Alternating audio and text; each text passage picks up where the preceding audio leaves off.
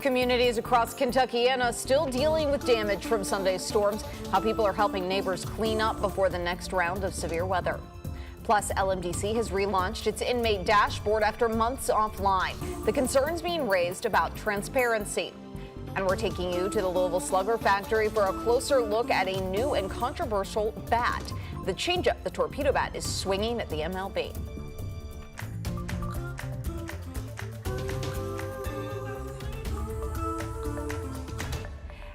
Thanks for joining us here at noon on this Tuesday. I'm Grace McKenna filling in for Brooke Hash today. If you're getting out the door, if you've gone to work or to school, or if you're just enjoying your spring break, it's a pretty calm weather day. But Matt, that is not going to last too long. That's right, Grace. Yeah, we definitely have a beautiful day ahead for us, but we have a dramatic change on the way starting tomorrow. Right now, plenty of sunshine across downtown. You'll notice those temperatures in the upper 40s will continue to gradually warm up as we go further on into this Tuesday. Temperatures for the rest of us are currently ranging in between those 40s and 50s. 51 near downtown, closer towards the city, 49 PRP, 49 Valley Station.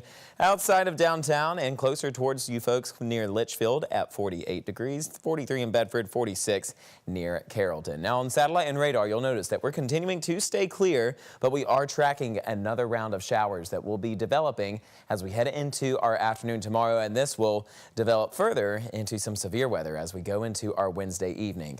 Mostly quiet conditions, though, will continue for the rest of our afternoon time. These winds are still staying mostly out of the northeast, keeping clouds away from us for the remainder of the afternoon. But we do have a flood watch around the entire Ohio Valley until Sunday at 8 a.m. That's because we have a steady amount of rain showers that will be arriving tomorrow evening, and it will be lasting throughout the next several days. Now, a round of severe thunderstorms are in the forecast as we head into tomorrow starting around 10 p.m. They will be delivering some damaging winds, some small hail, and also some brief spin-up tornadoes will be possible with this stormy setup again. So here's how things shape up for the next 12 hours today, though. Enjoy the sunshine while we have it. We're going to stay in a clear pattern until we head further on into the night whenever cloud cover redevelops. But we're going to have a full breakdown all about what you can expect with this next round of severe weather coming up here in just a few short minutes. All right, Matt, thank you. During a press conference today, Mayor Craig Greenberg stressed caution and preparation for the severe weather we're expecting to see later this week. He urged Louisvillians to have an emergency plan in place and supplies ready in the event of a disaster. He also spoke about the importance of keeping an eye on rising water levels in case of flooding and signing up for lens alerts, Louisville's emergency notification system. Executive Director of Emergency Management, Joni Myman, advised people about how they can keep themselves safe in hazardous conditions. So make sure that you're preparing now, not only for severe weather, but also for some flooding events. If you lose power, your sump pump's not going to work. You need to have a backup plan on potentially how to get water out of your basement. So these are things that that could affect us in several different ways. And again, like the mayor said, be prepared now. Simple things like finding batteries for your flashlights and knowing where you can go if you lose power. And again, generator safety. If you use a generator, don't use it near doors or windows so you don't get carbon monoxide in your building. So there's several different things that that's going to come up. Sign up for Lens Alert, like he said. Like the mayor said, that's the biggest thing and the best way to get emergency alerts. To opt in for Lens Alert on your phone, text Lens Alert to 67283 to start receiving emergency notifications. We want to give you a look now at some of the damage from Sunday's storms across Kentuckiana. This is in Fairdale here in Jefferson County, which is just one of the areas where the National Weather Service confirmed a tornado. Trees were uprooted and toppled onto cars and roads. We're told winds in the area reached up to 90 miles an hour.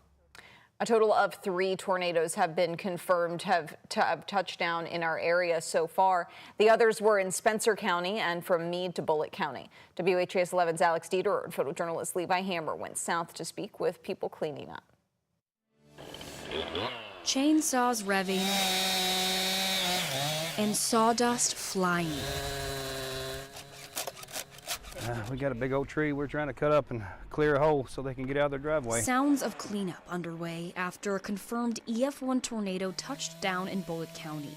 2 trees uprooted, branches littered in a yard blocking a home's driveway. The back window of a car shattered from the storm. We was just helping them clean up. Total strangers lending their chainsaws, tractor, and helping hands. We was driving by looking at the damage and seeing the neighbors that can't get out of their driveway, so we went and got chainsaws and come to give them a hand, see if we can get them out. Doug Ferguson lives 1 mile up the road from this home in Shepherdsville. Drive by and honk and wave every now and then. Ferguson and his son saw Nicole Skeeter Hayes, the homeowner, outside and knew they had to help someone they'd never met before. We never would have been able to get out without their help. They've been absolutely incredible, and yeah, I've never met them before. Skeeter Hayes, her husband, and their 11 cats were home, taking shelter in the bathroom when the tornado ripped through. Like, we could just hear everything falling around us, and it was louder than anything I've ever heard. We didn't get hurt. The cats are okay. The house is okay.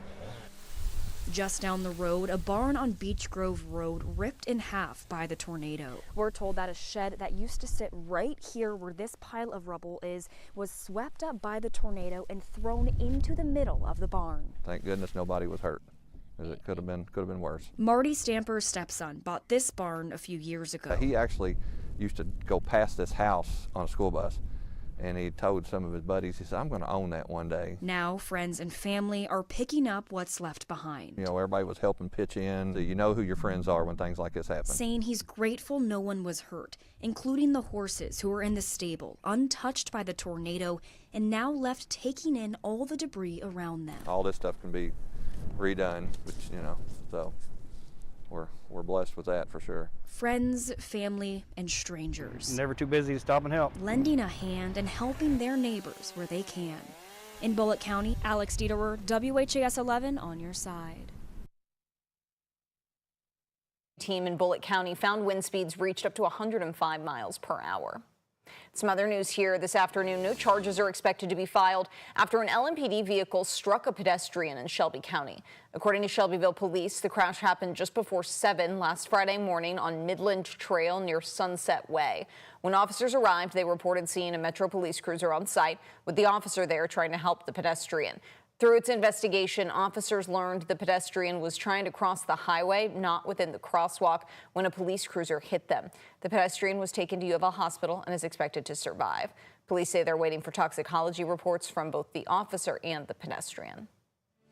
Part of the federal cuts coming from the Trump administration could mean a $148 million cut to Kentucky health services.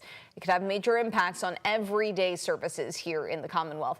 The Cabinet for Health and Family Services tells WHAS11 it's received termination notices for several COVID-era grants.